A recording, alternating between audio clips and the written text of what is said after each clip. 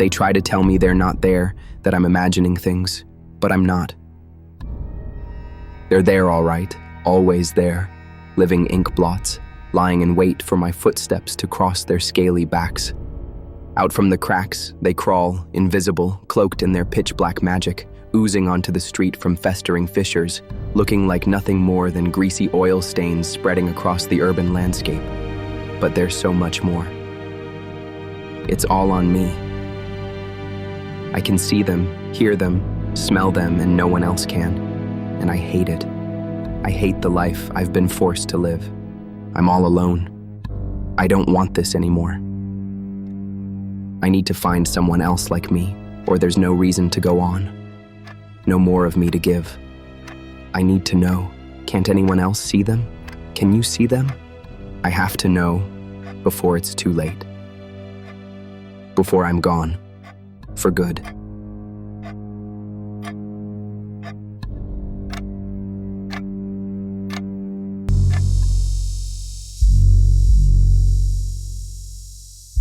Cracks. They're more than just cracks. They're holographic schisms where shadows shriek and drown and drop down into other worlds. Dark places. Places you can fall into. Places that can fall into you. Rabbit holes? Maybe. Some circle around like malicious mazes unwinding into unknown labyrinths of mayhem. Others lead to the beasts, the filthy shadow creatures that live there. In their dark, low level of reality. All murk and mire. So what's the problem, you might ask? Just leave them alone. Ignore them. Get a life. Well, it's not so easy as all that. The problem is that I can see them. Always, all the time, and no one else can. Ignore them? No way I can do that. Leave them alone? Can't do that either since they won't leave me alone. Get a life? Yeah, well, okay. If that's your best advice, then I'm talking to the wrong person. The way I see it, there are only two ways out. One, I find someone else who sees what I see. If I can do that, maybe together we can try to make sense of it, compare notes, figure out what we're supposed to do with this curse, this dark sight. Or two, just bring it all to an end. Find a way to start over. Even if it means, even if it means that. I can't go on like this. That much I do know. I need answers. I need a reprieve. It's too much for me to bear on my own. I hope you're out there somewhere and can hear this and will know what to do. It's a measly thread of hope, at best. A weak, fragile, fraying thread. But it's all I have left to hold on to. So, for now, I'm holding on. Hard and fast.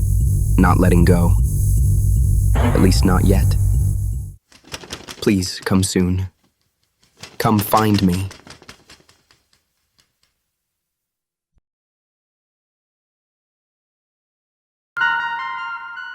Yeah, they're real. Slimy, greasy, black crud creatures of the sewers. Spreading everywhere. Oozing out of cracks, floating down from the skies. Problem is, I'm the only one that can see them. I hope that's not true. I pray there's someone else like me. I need someone else to see them, and I need that to happen soon, before it's too late.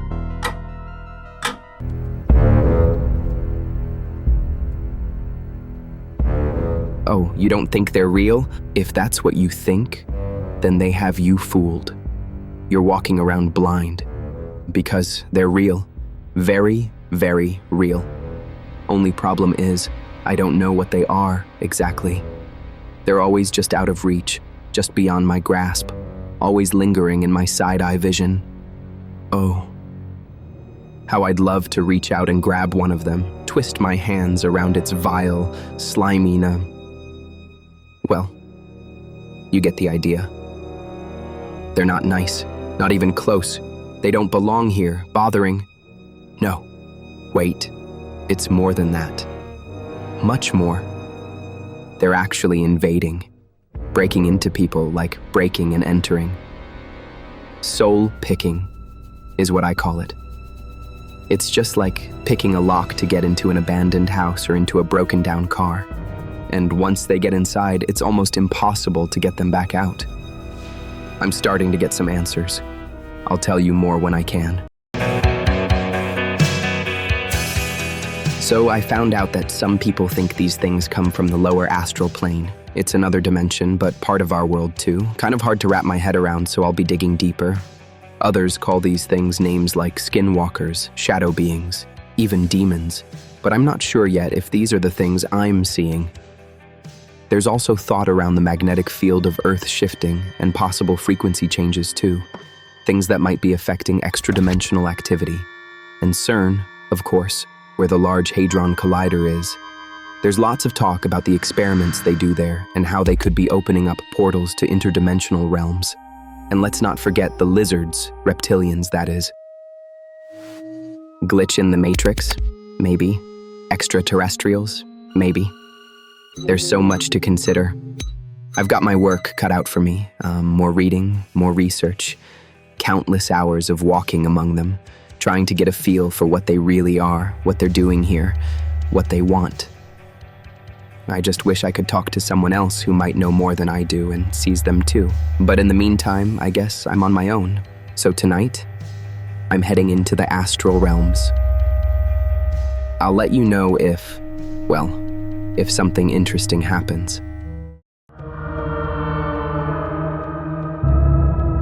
I thought I could get to the astral planes if I meditated. Didn't work. Basically, I just sat there, seemed like forever, with my eyes closed, and nothing happened. Next, I thought for sure I'd drop right in on the astral beast realm if I fell asleep. No such luck. I dozed off and woke up a couple hours later. Nothing. Nada. So this was going to be harder than I thought. Since I see these repulsive beasts all the time, I thought for sure I could slide right into their world if I ever wanted to do such a thing. Evidently not. It wasn't going to be that way. I was stumped. Looked up some how-to videos about astral projection, browsed through a couple sites. It takes a lot of practice, they say. Well, that won't work. I don't have time for all that practice. I need answers now. Then, out of nowhere, something happened. Something new. Something not so good. Something that's never happened before. One of the dark, vile creatures oozed through my window, drifted right into my room. My sanctuary. My personal space. I was mad. Furious at the invasion. And then a dark arm extended its clawed hand, dripping in oily shadows and who knows what else. Reaching out farther and farther, getting closer and closer to me. So close I could smell it. Disgusting sulfuric odors and dank, rotten flesh. It was just a hair's breadth away from my face and from my neck. And I was terrified. As soon as the beast grabbed my arm, all was lost. A strange feeling crept over me, and nauseating ripples of energy brought me to my feet.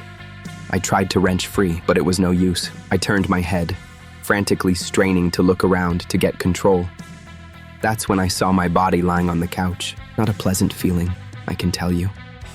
Something was seriously wrong. Every cell in my body was screaming for help, and I couldn't do anything but watch. I was trapped and helpless. Dragged upwards by the dark creature, I rose higher and higher until I was looking down from a great height.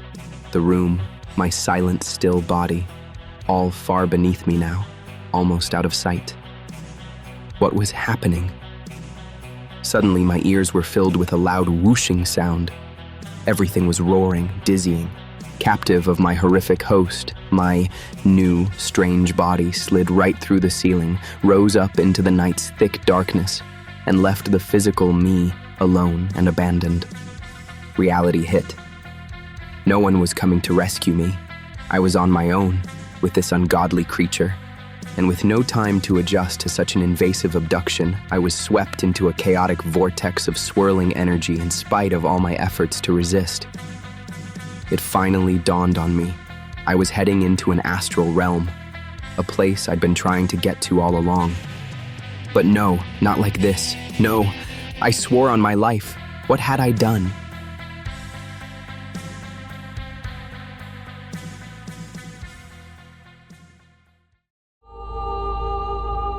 The beast has vanished. I seem to be on my own. But I'm not sure that's much better. It's pretty dismal here, gruesome actually. And trying to move? Well, it's like wading through an abandoned field of foggy cobwebs, hundreds upon hundreds of them. It's like shadows and slime got together and made up a whole new kind of atmosphere. Basically, it's horrific, nasty, obnoxious on all levels. And the stench.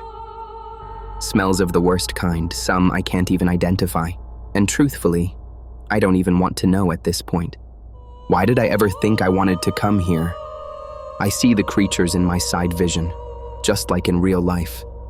They're everywhere here, worse than my day world. So many more, lurking in every shadow.